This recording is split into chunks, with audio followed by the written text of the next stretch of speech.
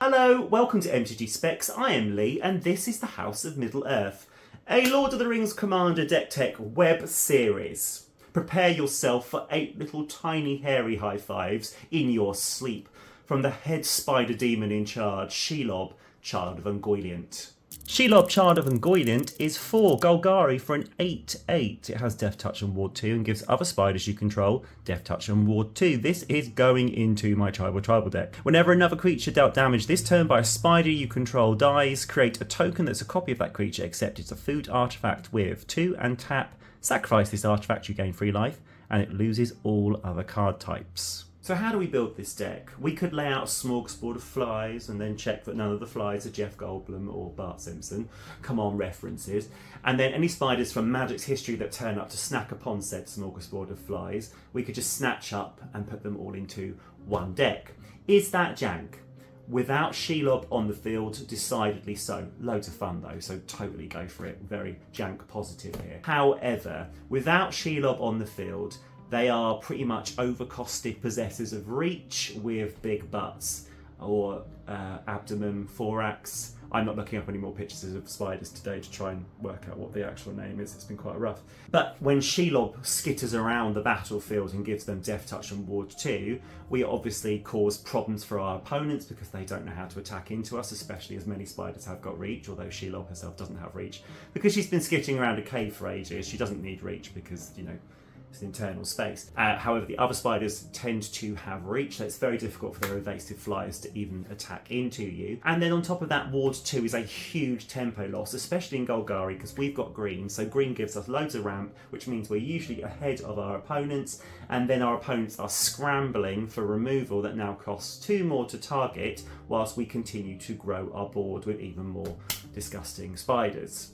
So when they're not murdering flyers, spiders tend to fall into various Cobwebville camps. One of those Cobweb camps is the interaction with the graveyard using a Millerfield strategy, Satyr Wayfinder, Mulch, Nyx Weaver, a spider itself, to put high-costed spiders like Goliath Spider, Jungle Weaver or Doom Weaver into the graveyard, and then to get them back out with something like Living Death, and to use creatures that love the graveyard like Chainweb, Arachnir, who has Escape, Ishkana, Graft Widow, which I think is probably being replaced by Shelob by spider players across the country. It has Delirium, so it wants 4 or more card types among cards in your graveyard to put some green spider creature tokens with reach onto the battlefield, or the Rot Widow pack, who likes to exile creature cards from our graveyard to create more spiders. Or you could venture into a different cobwebbed camp and go for spiders that like counters. For example, Sunboard Spider enters the battlefield with 2 +1/+1 counters on it. If a creature died this turn, you can pay 3 and a green to put a +1/+1 counter on Ruin's Recluse, or Pincer Spider, if you pay the kicker cost of 3, will come into play with a +1/+1 counter on it. Even the Chainweb Arachnir, who comes out of the graveyard, escapes with 3 +1/+1 counters on it. So my advice is, if you're not going to cram your deck full of 8-legged freaks, then you look for a subset of spidery goodness and then use that to support a less legged game plan. Which brings me to my deck list, and where I think Shelob is a terrifyingly efficient Voltron commander.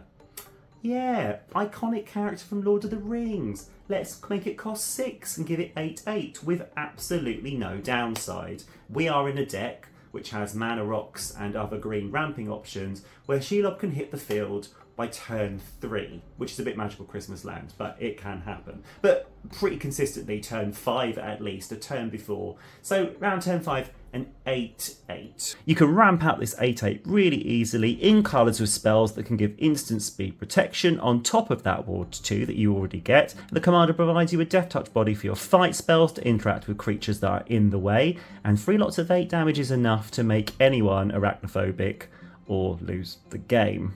Which, by the way, I can't even watch Home Alone because of the random spider that keeps skittering into shot, so this was pretty difficult for me, so hit subscribe please. Just a nice soothing tap of subscribe would really help the arachnophobe who made this humble-free content for you.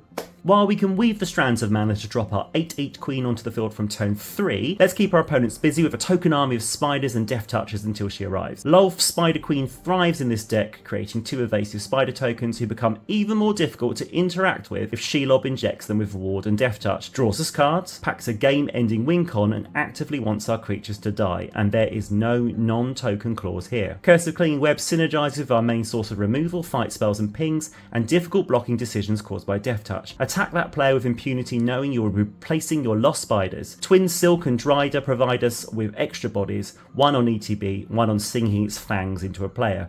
Arachnogenesis and Arasta give us reactive effects. I hope you picked up your Arachnogenesis before the price skyrocketed, as it's a token generator and a fog effect all wrapped up with a cobwebbed bow. Arasta's Reach is the antidote to that spell slinger across from you, providing a fairy body per spell. When Arasta achieves Ward 2, things get out of hand quickly. We can take advantage of the steady stream of tokens, be they spiders or food, with doubling effects like Parallel Lives and Second Harvest, and even Peregrine Took cooks up a second breakfast each time a token enters under our control. Deadly Recluse and Finn the Fangbearer give our opponents a warning to attack somewhere else early on, and Finn even gives us an alternative win con. Finn and Shelob are big fans of each other's work, especially in conjunction with all those lovely token spiders. Sarith is cosplaying as Shelob, providing hexproof for untapped creatures and death touch for those turned sideways. Sarith can also untap a creature in response to a targeted spell, but more importantly makes cards in the next section even more efficient. If Prosper Tonebound has taught me anything other than that people think you're basic for playing Prosper Tonebound, is that if you can put equipment onto a Death Toucher and turn it into a Prodigal Sorcerer, so you tap to deal 1 damage and it's a Death Toucher, that is back-breaking for an opponent's decks. Thornbite Staff on a Death Toucher. Pay 2, ping a creature, untap the staff as 1 damage is all it takes to send the damaged creature to the bin. Repeat as many times as you can pay the 2. Backup equipment like Viridian Longbow and Sorcerer's Wand wielded by Death Touchers will lead some of your opponents to call them Tim. But wait, if we have Krark Ironworks on the field, then we can sacrifice food artifact tokens for 2 mana. But wait, there's more! If Shelob's on the field, the creature that dies from being pinged by the Thornbite Staff will turn into a food token, which is an artifact which we can sacrifice to the Krark Ironworks. And then we can use that to pay for the Thornbite Staff, which we can then ping again, and Shelob will turn it into food and sacrifice it to the Ironworks. And round and round we go until all the creatures are dead. And then you can do a big villainous laugh and rub your 8 little legs together in glee. We're also going to be throwing on 8 little tiny boxing gloves and using fight spells to give our opponent's creatures the old 1, 2, 3, 4, 5, 6, 7, 8. Cards like Certessan Tactics give us the flexibility to fight multiple creatures and bite down. Lets us go after Planeswalkers though. Remember, they aren't creatures, so Death Touch has no effect here, but knocking off loads of loyalty counters will do the job. We also have 2 other spiders who are going to help with our removal, whilst they wait for Shelob to come along and give them a spidery upgrade. Skyfish Spider loves all those token creatures skittering around, as sacking 1 allows them to destroy any non-land permanent and even has some incidental life gain.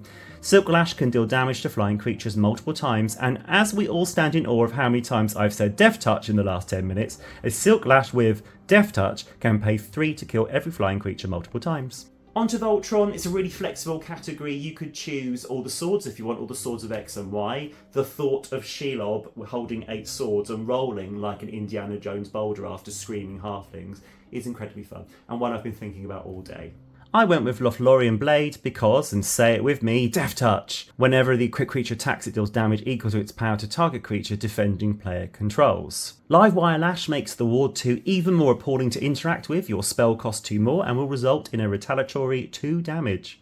Also, Death Touch. Chariot of Victory, which gives First Strike, Trample and Haste. I've included it here because I just want to hear you have fun explaining how Death Touch works with First Strike and Trample. And the Morgul Knife, aka Shadow Spear, aka my favourite equipment in the game, is cheap to cast and equip, gains life and brings down the shields of opposing bodies. Slap Law onto a creature with the touch of death and make all creatures able to block it do so. Deal damage in positive integers. 1 point of damage per the power of the creature is lethal. If 8 creatures are forced to block Shelob, Shelob can deal 1 damage to each of them and send them all to the bin. Roar of Challenge costs the same but adds in Indestructible if you control a large creature of power 4 or more. Law also works super well with a wide board because everything else doesn't get blocked. Nemesis Mask makes Law a constant feature, and Destined Lead Speed has added protection in the form of Indestructible, a very flexible include. Pretty standard ramp inclusions with these standouts. Jaheira does a cheap imitation of Cryptid of Right for tokens, so all our food and spiders can tap for green, and Gilded Goose turns gobbling up food into any colour of mana. The Ironworks turns food into mana also and helps us pay for equip costs and the 3 food sack cost, whilst comboing off with Thornbite Staff. Entish Restoration works well with Shelob stats, grabbing us a bunch of lands for the Spider Queen to stalk amongst. Our draw package is split into different types. Savvy Hunter turns 2 foods into a card draw, and Braids allows us to sack a permanent type and coerce others to do the same or give us cards. We have lots of expendable creatures and food artifacts, and as we're in green, our lands are even fair game later on. I've played against this card many times and it usually leads to a chorus of no, I won't sack, and 3 cards for the Braids player. Then we have draw based on power. Why yes, I will take 8 cards thanks Shelob. We also have Last March of the Ents, as spiders tend to have big butts, and this card will let us put even more spiders with big butts onto the battlefield based on another creature's butt.